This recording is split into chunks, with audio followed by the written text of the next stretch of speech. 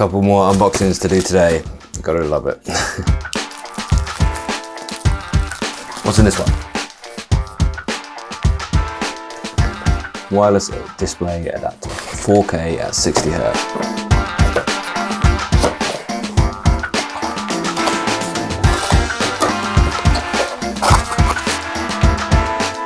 So there's a USB-A to C for power, and there's a HDMI to connect to the display. It's something a little bit like a Chromecast, but it should have some additional features which a Chromecast wouldn't.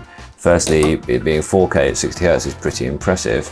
I'm looking forward to trying this out in a variety of different situations. Home theatre, commercial office use, and online education, which is obviously the one that appeals to me. Essentially, it's a device for mirroring your screen onto any 4K device. I'm wondering about different ways that I can use this to capture images, potentially from a camera. We will find out how we'll use that, but I will let you know. So here is the 4K HDR Proscreencast from Proscreencast. It's very easy to use, remarkably easy actually. There isn't a quick start guide, which I was a bit surprised. I thought maybe that was missing. But when you plug it into the monitor, the first thing you're greeted with, you need to plug in a USB-C for power and the HDMI for the monitor. Plug it into any monitor and you are greeted with the quick start guide.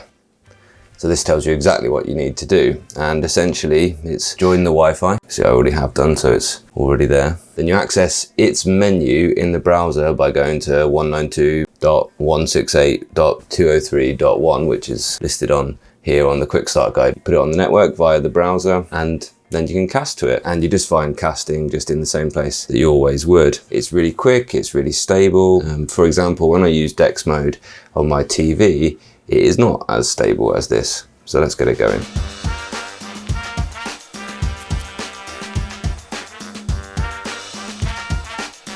On my TV with a wireless, it can be a little bit laggy. So for instance, one thing we use is to share photos and look at a bunch of photos together. And actually the TV is a little bit of a while to update, whereas this is pretty darn quick. So my next thing would be to actually try this at work. And I've always wondered if I could actually just teach off my phone, which would be quite a fun way of doing it. So, but really I'm looking forward to seeing how stable it is when I'm casting from my iPad, because the nuisance is that the screens we use at school, you have to actually use their app to cast to them, rather than it just being a straight mirror cast like every other device in the world. The only things I'm thinking about in terms of evaluation of this is that it would be nice if it had a little bit of a battery power, and it would be nice if you could log on to its Wi-Fi hotspot and just stream directly to that. And why I'm thinking that is because if you were, I don't know, presenting at a conference or something like that and didn't have much time, you could walk straight up to a screen, you could be already logged onto this with your iPad or whatever thing you were going to screencast from, and you could just plug that into the HDMI and know that the connection was stable and secure, and that you could just put your presentation up,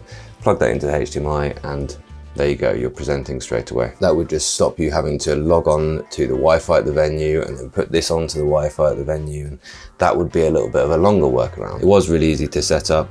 It is really good value, about sort of 70 quid for that device is good value there for a really stable and 4K 60 HDR streaming device. I wonder if actually a good way to do it would be to set it up into my Wi-Fi hotspot on my phone, and so then I could join that Wi-Fi hotspot with my iPad, and then I wouldn't have to go through the venue Wi-Fi system in any case. As you can see, it's really blooming quick and good quality.